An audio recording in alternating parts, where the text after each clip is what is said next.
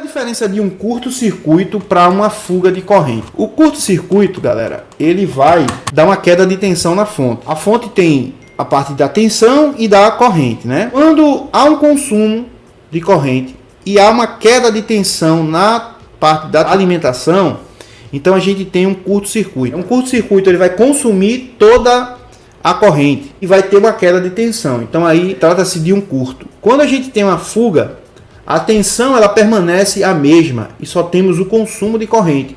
Esse consumo ele pode ser levado ao infinito, consumir toda a corrente, como também ele pode consumir um pouco. Então isso é uma fuga, certo? Então curto-circuito tem queda de tensão, fuga, a tensão permanece a mesma, só temos o consumo de corrente. Uma dica aqui para vocês é o seguinte: quando a gente bota o aparelho na fonte, tem esse consumo muito rápido, esse consumo todo de corrente, e temos um curto-circuito, esse curto ele vai estar sempre relacionado à parte da malha inicial. Por exemplo, a gente tem aparelhos que tem IFPMIC, por exemplo. O IFPMIC ele é um componente que ele está entre a malha VPH-PWR e a malha VBAT.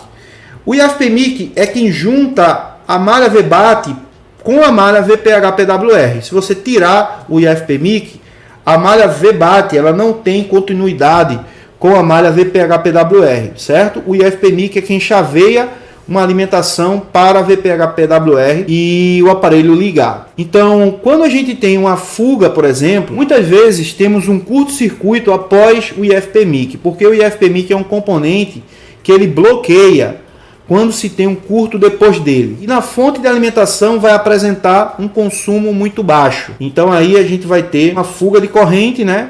Aparentemente.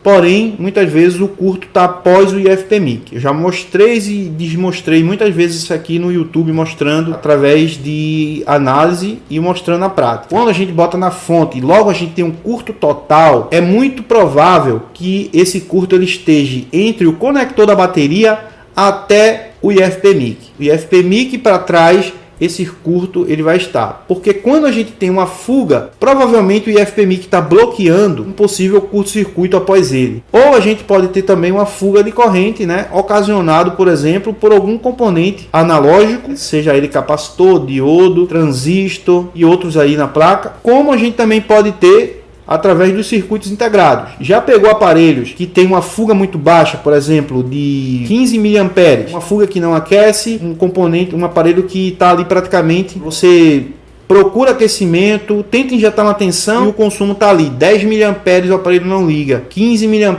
por exemplo, o aparelho não liga. Muitas vezes, quando a gente tem um consumo muito baixo, que a gente injeta uma alimentação após o IFPMIC, por exemplo, e não encontramos curto, por exemplo, a gente pluga a fonte de alimentação na placa, temos um consumo, por exemplo, de 40 mA. Aí o que a gente faz? Injeta uma alimentação após o IFPMIC para ver se o consumo aumenta, se zera ou se diminui. E muitas vezes a gente vai fazer essa análise e encontra uma alimentação, um consumo, né, de corrente igual a gente está alimentando a VBAT. Alimentamos na VBAT 40 mA, VPH-PWR 40 mA. Muitas vezes esse problema ele está relacionado a fugas relacionadas a circuitos integrados. Quando um componente analógico, por exemplo, como um capacitor, um diodo, ele entra em curto ou uma fuga, ele costuma consumir muito mais. Quando a gente tem um consumo baixo, é muito provável que esse consumo esteja atrelado a um circuito integrado. Quando se temos consumo baixo, é muito provável que esse consumo ele esteja atrelado a um circuito integrado por conta de alguma oxidação. Então, se tem um consumo baixo, verifique todas as blindagens, remova todas as blindagens e procure por oxidação. É muito provável que o CI do backlight, por exemplo, e o próprio PA acabem consumindo esses tipos de valores. O PA ele pode causar curto na placa, o drive do backlight também pode causar curto na placa, mas quando eles entram em fuga por algum desgaste ou por oxidação, eles tendem, né, a consumir pequenos valores, como 40 mA, 30 mA, 20 mA, 15 mA.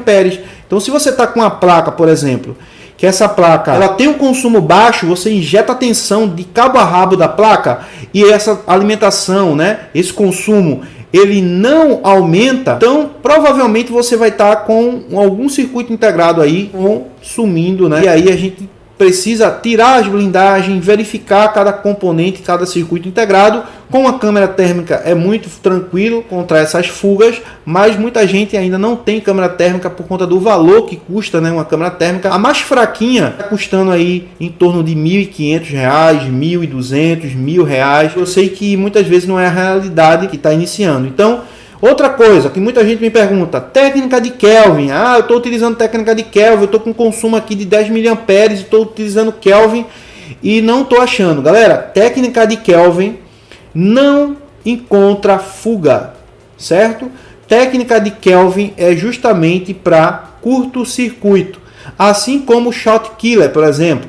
Short Killer só vai funcionar quando tem um curto-circuito. Quando tem um curto-circuito, o Short Killer ele pode funcionar. Lembrando, o Short Killer muitas vezes mata um curto e gera outra fuga, certo? Ah, mas um amigo meu ele utiliza o Short Killer.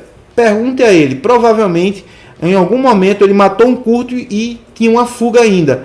E muitas vezes o cara pensa que essa fuga que está lá era uma fuga que existia, tirei um curto, mas ainda tem uma fuga. Não ainda tem uma fuga. Você gerou uma fuga com Short Killer, beleza? Então tem que saber usar realmente direitinho o Short Killer, porque ele pode causar outras falhas também.